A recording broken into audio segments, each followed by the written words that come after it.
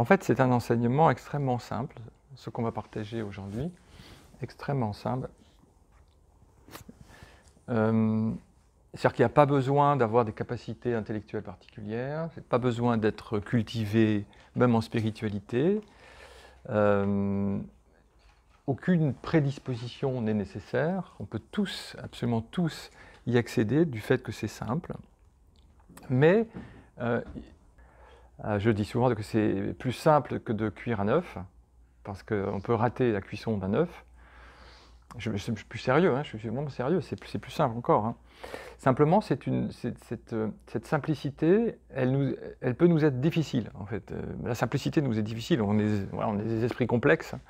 En français, on a une expression chercher midi à 14h. Donc on est à midi, mais en fait non, on cherche à 14h midi, donc forcément on rate midi. Donc cette simplicité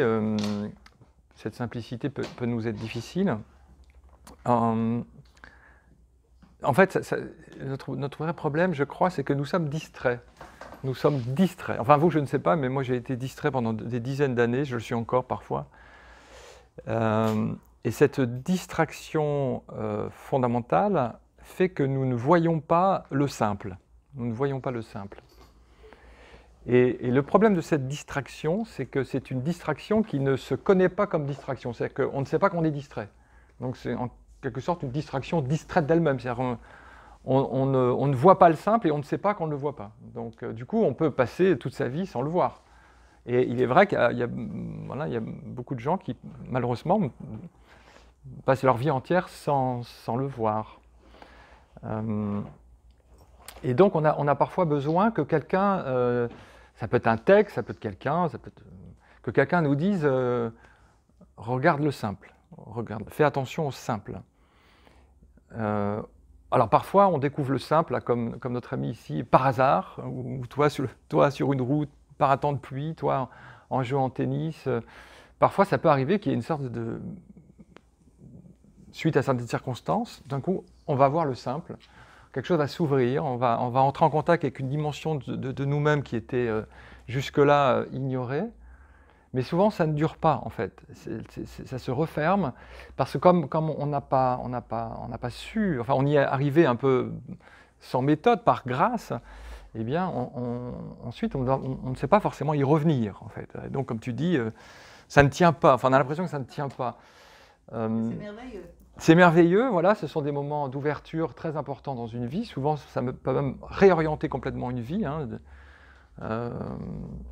Mais oui, ça ne tient pas. Alors, il y a beaucoup d'exemples comme ça, de témoignages dans la littérature, de gens qui ont eu des ouvertures comme ça. Là, je lisais l'autre jour, je relisais un texte de Jean-Jacques Rousseau, le philosophe français. Là. Ah non, il était suisse à l'origine, je crois.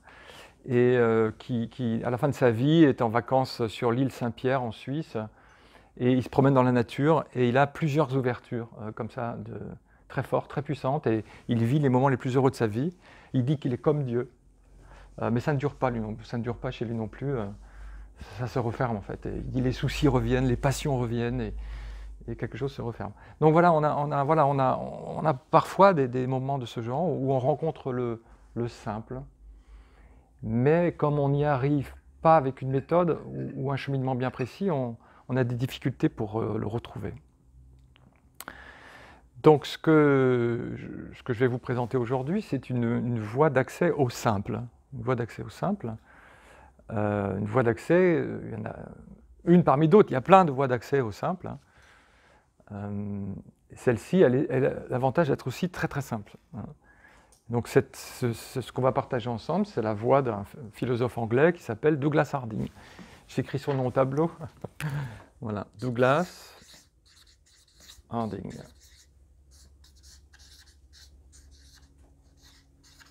Douglas Harding. 1909-2007. Il est presque centenaire. Donc je ne vais pas vous résumer la vie de Douglas, vous voyez, ça fait presque 100 ans, c'est une vie très riche, mais juste vous dire qu'il était architecte à l'origine, ce n'est pas un philosophe de formation, c'est un architecte.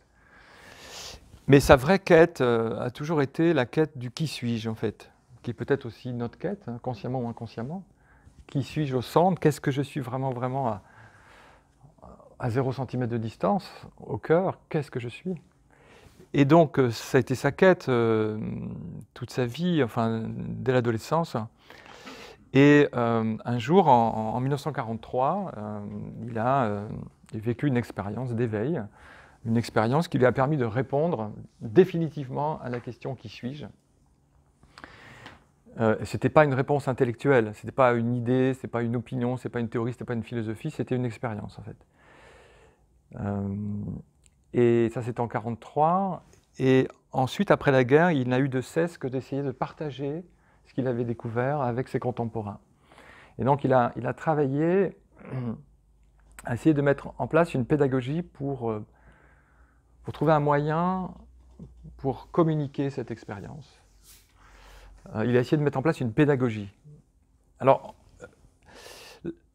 l'avantage de Douglas, c'est qu'il n'était pas dans une tradition. Il n'était pas dans une tradition particulière. Il s'intéressait à toutes les traditions. Alors, ça peut paraître être un inconvénient, et je sais que pour certaines personnes, le fait que cette voie ne soit pas une voie au sens strict traditionnel peut être un inconvénient, puisque beaucoup de gens, et je comprends, aiment se rattacher à des traditions anciennes, par exemple, le bouddhisme. Mais moi, je dis que c'est un avantage parce que, du coup, il était complètement libre, en fait. Libre d'inventer et de puiser dans les différentes traditions et d'essayer d'ouvrir une nouvelle voie qui puisse être adaptée à nos contemporains. Et donc, ce qui caractérisait sa pédagogie, c'était sa très, très grande liberté, en fait, sa très, très grande audace. Parce qu'il n'hésitait pas à prendre ici, dans une tradition, et autre chose dans celle-ci, pour trouver l'outil le plus adapté à notre époque, en fait. Voilà. Et donc, à partir des... Donc ça il a travaillé de très longtemps, plus de 15 ans, en fait, tout seul. Et dans les années 60, il a écrit un petit texte, que quelqu'un a cité tout à l'heure. Le texte, c'est « Vivre sans tête ». Vivre sans tête. C'est un petit livre. « On having no head ». On having no head. Et en fait, à l'origine, c'était une conférence qu'on lui avait demandé de faire à la Buddhist Society of London. Et le livre a été tiré de la conférence. Et il avait demandé à sa secrétaire, parce qu'il était architecte, donc il avait une secrétaire, il a demandé à sa secrétaire de taper le texte sur la machine. Et la secrétaire, qui s'appelait Hélène, la secrétaire, en tapant le texte, en fait, elle a eu l'expérience dont parlait Douglas. Et donc Douglas était très stupéfait quoi, de voir que... Et c'était la première personne avec qui il pouvait partager cet éveil. Et il m'a dit, j'ai pensé à ce moment-là que je pouvais mourir, j'avais partagé avec quelqu'un de vivant. Voilà. Et ensuite, donc, vraiment, évidemment, ça l'a encouragé. Hein, et il a développé tout un ensemble de pratiques. Tout un ensemble de pratiques qu'on va partager ensemble aujourd'hui, qui, je crois, vraiment constituent une percée dans l'histoire de la spiritualité, puisque ces pratiques permettent d'aller directement au cœur des grandes spiritualités. Ces pratiques, me semble-t-il, permettent de toucher ce trésor dont on parle dans les spiritualités, que ce soit dans le christianisme, le bouddhisme, l'hindouisme, ou même dans les grandes philosophies occidentales. Voilà. Alors, vous allez me trouver peut-être très enthousiaste en parlant de cette pédagogie. C'est vrai que je suis très enthousiaste, mais déjà pour moi, c'est extrêmement important de rencontrer cette voie. Ça a changé ma vie. Et j'ai rencontré depuis 25 ans, depuis 30 ans, des centaines de personnes, pour ne pas dire des milliers de personnes, pour qui ça a été extrêmement important, essentiel aussi, de rencontrer cette voie. Je ne dis pas que c'est la seule voie. Hein. Loin de moi cette idée, il y a plein de voies, et c'est tant mieux parce que nous sommes tous différents. Donc chacun doit trouver sa voie. Je dirais même qu'il y a autant de chemins qu'il y a d'individus. Hein. Finalement, le retour au centre, il part de l'individu, on est tous différents, donc chacun a son chemin, c'est très bien. Mais cette voie, elle a l'avantage d'être très simple. J'ai adoré, vous l'avez découvert et vous y êtes allé. Boum. Voilà, tout de suite, ouais, tout de suite. Formidable. Tout de suite, j'ai rencontré Douglas en mars 1993, et dès le mois d'octobre, je commençais les ateliers à la maison. Mais Douglas, il encourageait les gens à partager. Il disait, voilà, il présentait les exercices, et une fois que vous voyez votre vraie nature, et une fois que vous connaissez un seul exercice, vous pouvez y aller. vous pouvez partager. Donc c'est ce que j'ai fait tout de suite. J'ai partagé avec mon épouse déjà, et on fait les ateliers maintenant souvent ensemble. Tu l'as fait après avoir vécu l'expérience? Ah oui, je l'ai fait après. Oui, ça c'est quand même essentiel, c'est que pour partager cette foi, voilà, il faut avoir l'expérience de ce que j'ai appelé le simple tout à l'heure, le simple ou la présence. Ouais.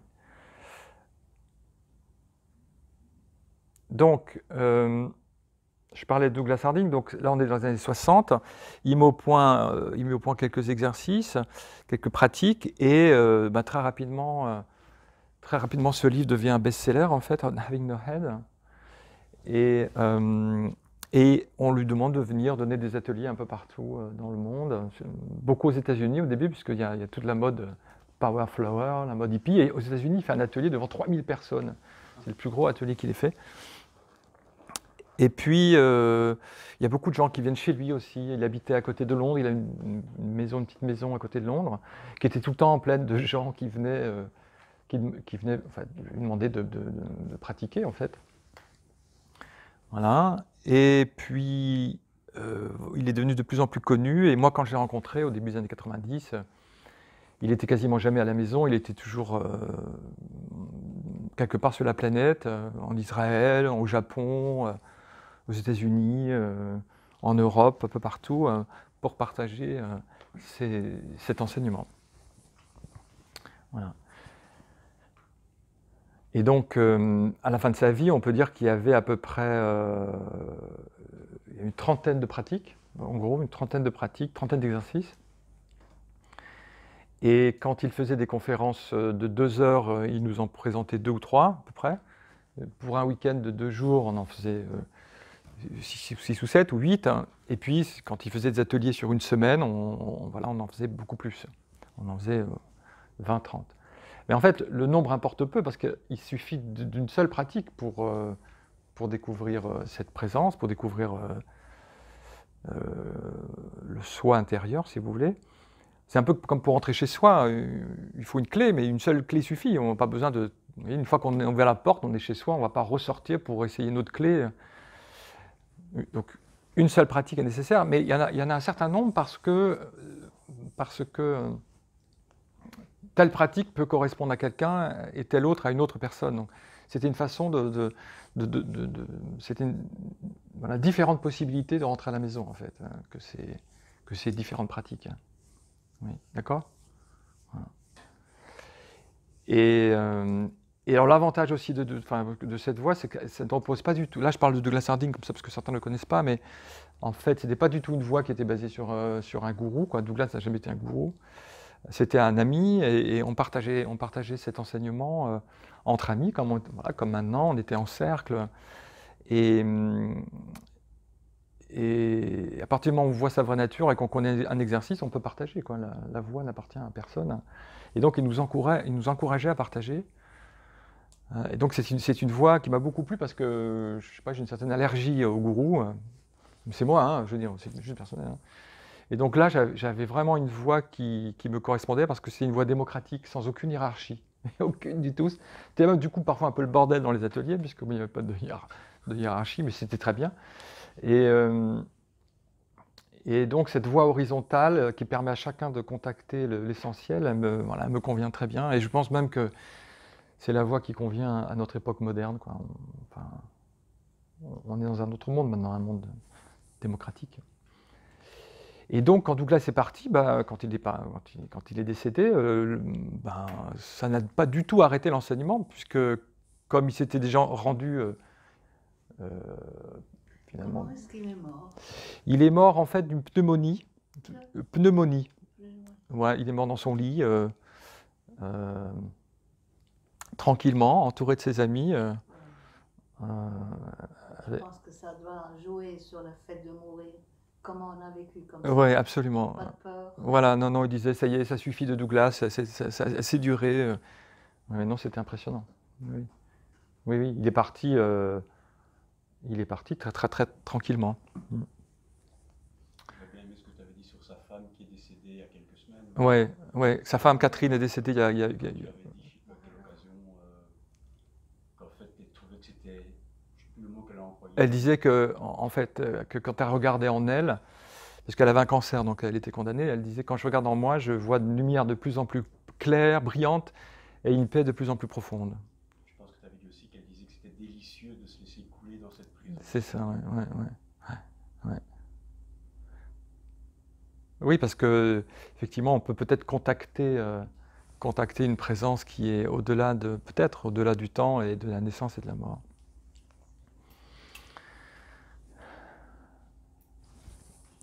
Donc, voie extrêmement simple, voie démocratique, basée sur des outils. Alors, pourquoi faut-il ces pratiques? Tu as du mal à... C'est ça, tu es ébloui? Oui, c'est ça, je suis éblouie, je le savais. C'est la lumière. La lumière. Mais c'est ok. Et alors, pourquoi faut-il ces pratiques? Parce que, comme je le disais, nous sommes souvent distraits. Et donc, ce sont juste des petits moyens utiles pour nous permettre d'être attentifs. Toute voie spirituelle est basée sur l'attention. La plupart du temps, on nous demande d'être attentifs. Voilà, donc, ces exercices, c'est un contexte qui nous permettent d'être attentifs. Alors, il arrive que parfois, les gens n'aient même pas besoin de pratique. Parfois, certaines personnes lisent un texte et ça suffit, en fait. Si la personne est mûre, on peut dire comme un fruit mûr, eh bien, un simple souffle fait tomber la pomme quand elle est mûre. Donc, il y a des cas de personnes qui, en lisant un texte d'un maître ou d'un enseignement, eh bien, réalisent que c'est vrai et le vivent définitivement. Donc, voilà. Mais c'est vrai que la plupart du temps, il faut quand même quelques petits outils pour nous permettre de le voir et de s'y maintenir, comme tu disais, de s'y maintenir dans le quotidien. Voilà, c'est ça qui est important. José, dans l'idée d'être mûr, tu peux un peu approfondir? Être mûr, oui. Oui, c'est vrai. Et mûr, c'est pas une question d'âge, en fait. On peut être mûr très très jeune et pas mûr très très vieux, en fait. Quand on regarde l'histoire de la spiritualité, on peut être frappé de la précocité de certains enseignants. Je pense à Shankara, par exemple, qui est un maître indien. C'est le vieux, c'est le 8e siècle après Jésus-Christ, mais c'est lui qui est le fondateur de l'école Advaita Vedanta. Et lui, on dit qu'à 12 ans, il a commencé à enseigner. 12 ans. Il est mort à 32 ans. Et donc, il est précoce très très jeune. Et après tout, je crois que Jésus, très tôt, est allé dans le temple aussi enseigner aux rabbins, ceux qui l'entendaient par la maison du Seigneur. Donc, ça ne dépend pas de l'âge. Moi, j'ai rencontré des gens jeunes qui avaient découvert cet éveil, des gens de 17 ans. J'ai même rencontré quelqu'un qui l'avait découvert à 16 ans. Il s'appelait Stéphane Jourdain, il enseigne à Paris. Et puis il y a d'autres personnes qui le découvrent à 80 ans, 90 ans. Alors je ne sais pas très bien pourquoi, c'est assez mystérieux. C'est assez mystérieux. Si j'étais hindou, ce que je ne suis pas, je dirais, alors il y a des vies antérieures qui expliquent cette maturité de l'âme. Mais n'en sais rien, mais j'ai l'impression en tout cas que cette maturité, elle vient à un moment où l'ego, enfin le moi, est vécu comme quelque chose comme une sorte de prison en fait. Le moi, on ressent les limites du moi comme quelque chose de très contraint, de très pesant. Et on cherche autre chose. Donc la maturité, c'est comme si on avait fait déjà le tour du moi, on avait touché les limites du moi et on aspirait à quelque chose de plus vaste. Et on peut découvrir très tôt les limites du moi, finalement, dès l'adolescence, en disant, voilà, ce que je suis, ce moi, c'est intéressant, mais je sens que voilà, ça me limite, j'ai besoin de quelque chose de plus vaste. Et pour d'autres personnes, il faut toute une vie avant de toucher les limites du moi. Et pourquoi, à 17 ans, on aspire à cet au-delà du moi, et pourquoi pour d'autres c'est à 80 ans, j'en sais rien du tout. Fondamentalement, je ne sais pas. c'est intéressant parce qu'on parlait hier de Constance Hiver qui parle des gens qui vont mourir. Alors voilà, Beaucoup de témoignages. absolument. Comme si ce moi lâchait Ouais. quelques heures, Oui. quelques jours avant de mourir. Ouais, comme si tout ça lâchait. Voilà, effectivement, voilà, mais même là, avant, parce qu'une expérience proche de la mort, ça peut arriver à n'importe quel âge. Mais c'est vrai que là, ce sont des personnes qui savent qu'ils vont mourir et dans les jours qui précèdent la mort, Tout change. voilà, il y a tout d'un coup une ouverture parce que tout simplement, là, on est face à une réalité, c'est le moi va disparaître. Donc, il peut y avoir une ouverture. Oui.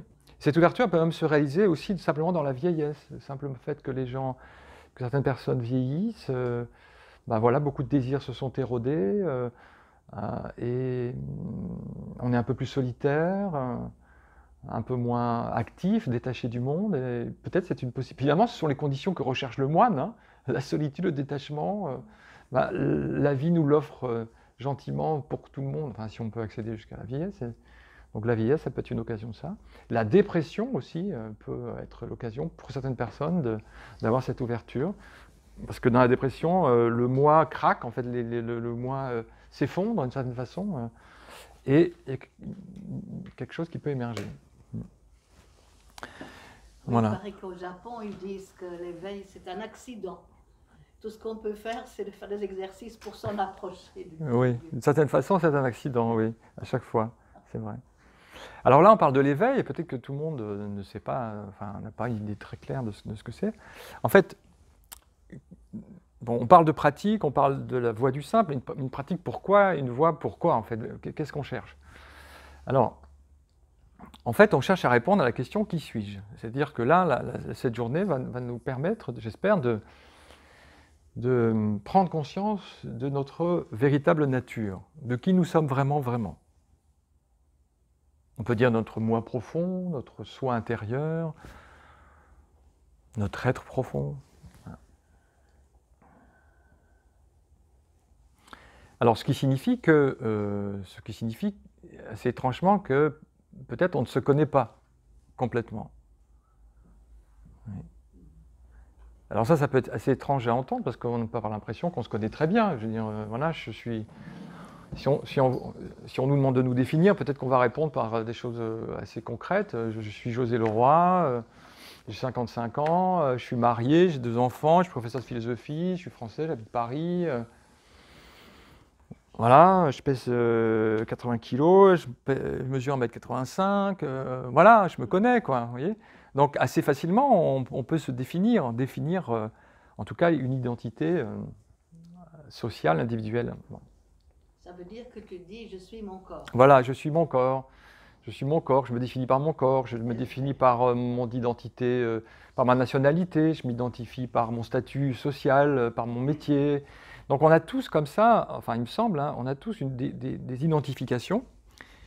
Bon, on a tous une histoire sur soi qui peut vraiment faire sens et qui peut nous donner l'impression qu'on se connaît vraiment si on connaît tout ça, quoi. À la rigueur, on serait prêt à dire oh, « je ne connais peut-être pas trop bien mon inconscient, ça, je ne sais pas trop ce que c'est, mais pour le reste, je sais qui je suis moi, un individu. Ouais. » Et je dois dire que cette identification, elle peut être tellement profonde qu'on peut même ne jamais la remettre en doute, en fait, ne jamais la remettre en cause. Ouais. Mais, en fait, depuis des milliers d'années, il y a des textes qui nous disent, des enseignements qui nous disent que ce que nous sommes vraiment, vraiment ne se limite pas à cette dimension individuelle. Que cette dimension individuelle est certes importante, mais elle ne dit pas la totalité de qui nous sommes vraiment, vraiment. Il y a ce que nous sommes au cœur est très différent. Voilà. Les textes nous le disent depuis des milliers d'années. Oui. Que ce soit la philosophie grecque, chez Platon, que ce soit l'hindouisme, le christianisme, le bouddhisme. Vous avez au cœur de ces spiritualités cette idée qu'en nous, il y a un trésor que nous ignorons.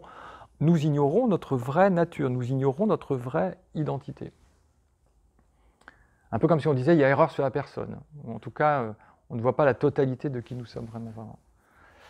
Et moi, je me souviens que la première fois que j'ai entendu ce message, je ne l'ai pas compris du tout, en fait. Qu'est-ce que ça veut dire? Je ne me connais pas. Non, je suis José. Parce que l'identification peut être profonde. Donc, les pratiques qu'on va faire vont nous permettre de jeter un coup d'œil neuf sur ce que nous sommes au centre. Qu'est-ce que nous sommes à 0 cm de distance, vraiment dans notre cœur? Et je pense que si nous sommes là, c'est que nous avons l'intuition que notre véritable nature ne se limite pas au corps, ne se limite pas aux pensées, ne se limite pas à ce à quoi d'habitude on la limite. On a cette intuition peut-être. Sinon on ne serait sans doute pas là.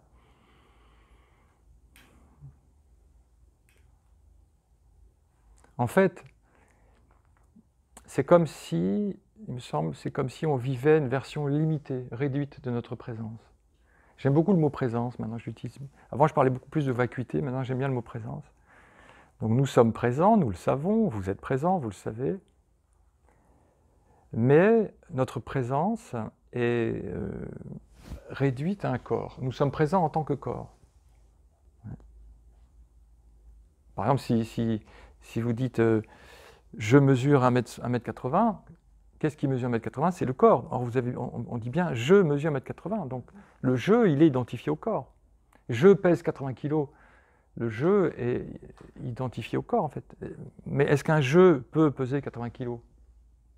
Comment fait-on pour peser un je? Comment on fait? On peut peser le corps, ça c'est clair, mais comment je vais faire pour peser le je? Comment je vais faire pour mesurer la présence? C'est-à-dire le je. Je mesure 1m80. Je peux mesurer le corps, ça c'est facile. Mais comment fait-on pour mesurer un je? Où je vais mettre le mètre, si vous voyez. Oui.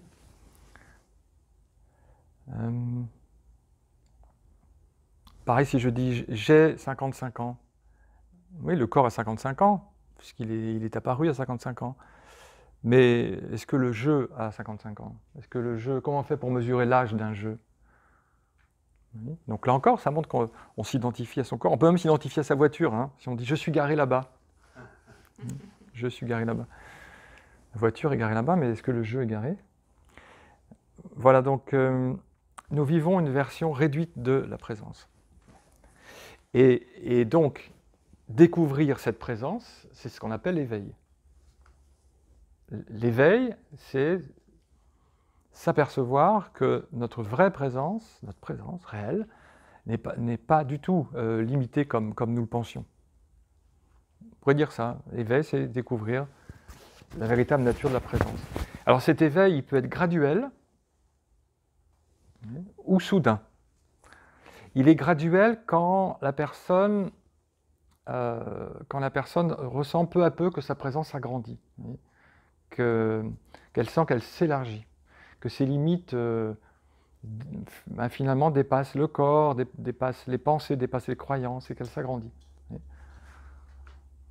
Ou alors elle peut être soudaine, c'est-à-dire en une seconde. C'est un changement soudain qui peut être cataclysmique. Passer d'une présence réduite à cette présence ouverte, ça peut être un choc pour l'esprit. Alors parfois, cette ouverture, elle peut se faire par hasard, quoi. Comme tu l'as raconté tout à l'heure, avant que tu n'arrives à raconter qu'en jouant au tennis, elle avait eu cette ouverture sur la présence. C'est une présence beaucoup plus large.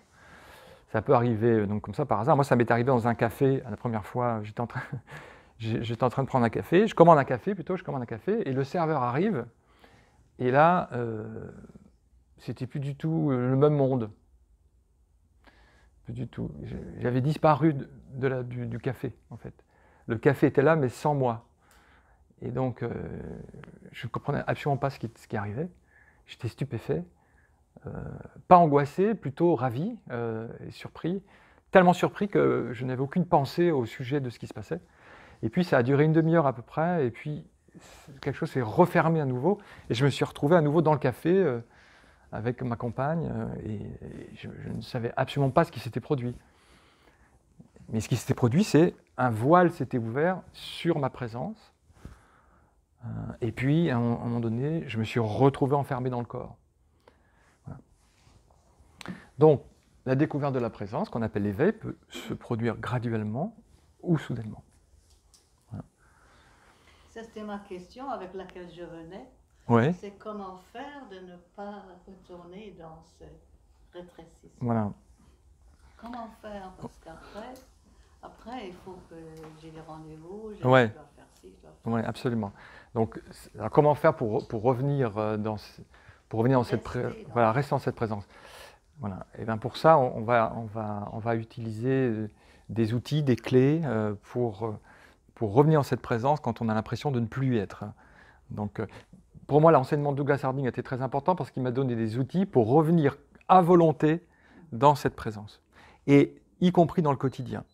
Donc, c'est une pratique que Douglas appelait méditation pour le quotidien ou méditation pour la place du marché, parce que, quelles que soient les circonstances, on peut habiter cette présence, on peut vivre dans cette présence. Il n'y a pas besoin d'aller dans une salle de méditation à certains moments, c'est disponible tout le temps. Donc, les exercices que je vais vous montrer, pour moi, sont utiles pour cela aussi. Parce que, quelles que soient les circonstances, on peut découvrir cette présence. Et ça, il ne faut pas me croire, hein. On va le tester, vous me direz si ça marche ou pas. Hein. Une question par rapport à se connaître, parce que depuis longtemps, on dit se connaître, c'est quand tu vas chez le psy ou le développement personnel, oui. Tu vas mieux connaître des traits de caractère, voilà. tu réagis à tes émotions, tout oui. ça. Voilà, c'est ça, oui, absolument. Voilà, la connaissance de soi est souvent assimilée à la connaissance du caractère. Donc, la connaissance de soi est ramenée à une connaissance psychologique. Donc, on se connaît quand on connaît, oui, son caractère, ses tendances, quand on connaît ses automatismes, ses mécanismes, ses désirs. Donc, finalement, quand on connaît bien le moi, effectivement, la connaissance du soi, la connaissance de soi, c'est souvent ramené à la connaissance du moi, à la connaissance de moi. Et c'est même vrai en philosophie aussi. Enfin, en philosophie, le précepte « connais-toi toi-même », vous savez, c'est un précepte qu'on trouve qui vient de Delphes, la ville grecque. C'était écrit sur un temple, « connais-toi toi-même », et Socrate dit « la sagesse, c'est se connaître soi-même ». Et cette connaissance de soi, elle a souvent été réduite à la connaissance du moi. Voilà. Et j'avoue que quand je faisais de la philosophie, j'avais l'impression que se connaître soi-même, c'était connaître le moi. Oui. Sauf que quand on entre, quand on va vers le cœur de soi-même, en fait, on s'aperçoit que le moi, donc les pensées, le caractère, la psychologie, n'est pas le centre. C'est encore une couche, c'est encore quelque chose qui, oui, on peut dire que c'est une couche, encore une. C'est pas le centre. Je dis une couche parce que j'ai en tête l'image de l'oignon. Hein. Voilà, l'oignon a des couches et puis au centre, voilà, il n'y a plus de couches. Donc il s'agit d'enlever les couches pour aller au centre. Donc on pourrait dire qu'une des couches c'est le corps. Hein, on peut s'identifier au corps. Hein. Beaucoup de gens s'identifient au corps, enfin tout le monde en fait. Quand on voit une photo de son corps, on dit c'est moi quoi. On peut s'identifier au corps, on peut s'identifier à ses pensées, s'identifier à ses désirs. Voilà, donc ce sont des couches et la connaissance, en fait la connaissance connais-toi toi-même, ça nous oblige à aller encore plus profondément. Et c'est ça qui est surprenant en fait, c'est qu'on découvre qu'il y a quelque chose au-delà de cette couche psychologique. Si, ça peut être utile. Ça peut être utile de connaître la psychologie, mais dans cette voie-là, dans la voie de Douglas, en fait, on ne va pas étudier, on ne va pas, si tu veux, aller vers le centre en étudiant les couches les unes après les autres, ce qui prendrait un certain temps, parce que, bon, à la rigueur, parce que tu imagines s'il fallait connaître le corps et faire des études de médecine avant on n'en finirait pas. Ensuite, il faut connaître le moi psychologique encore 10 ans, donc ce serait très très long. En fait, il n'y a pas besoin. Il n'y a pas besoin.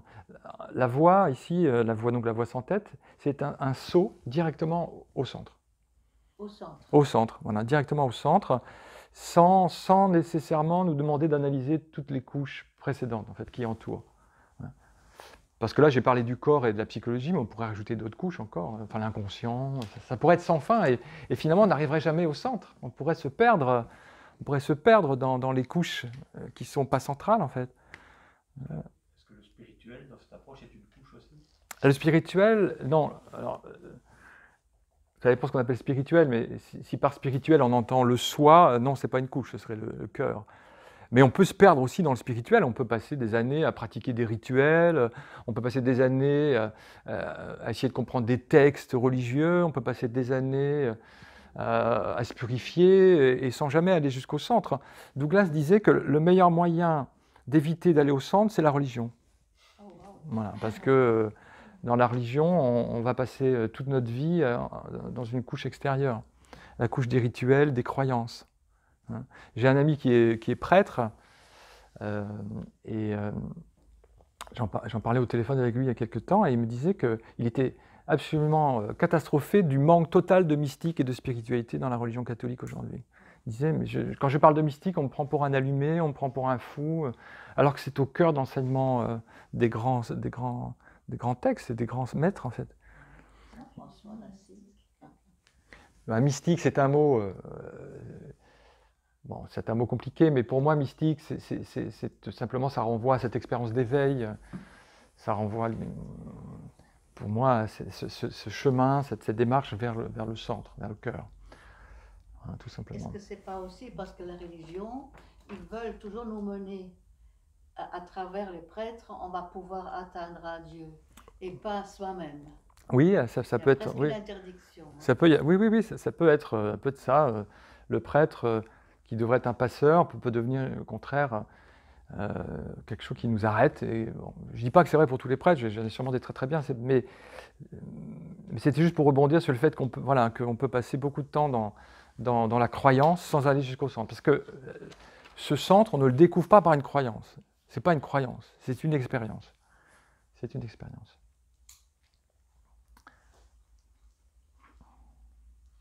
Voilà.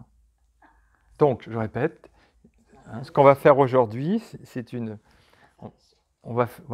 pratique simple et directe vers le centre de nous-mêmes pour pouvoir répondre à la question « Qui suis-je ?» pour faire l'expérience de notre présence.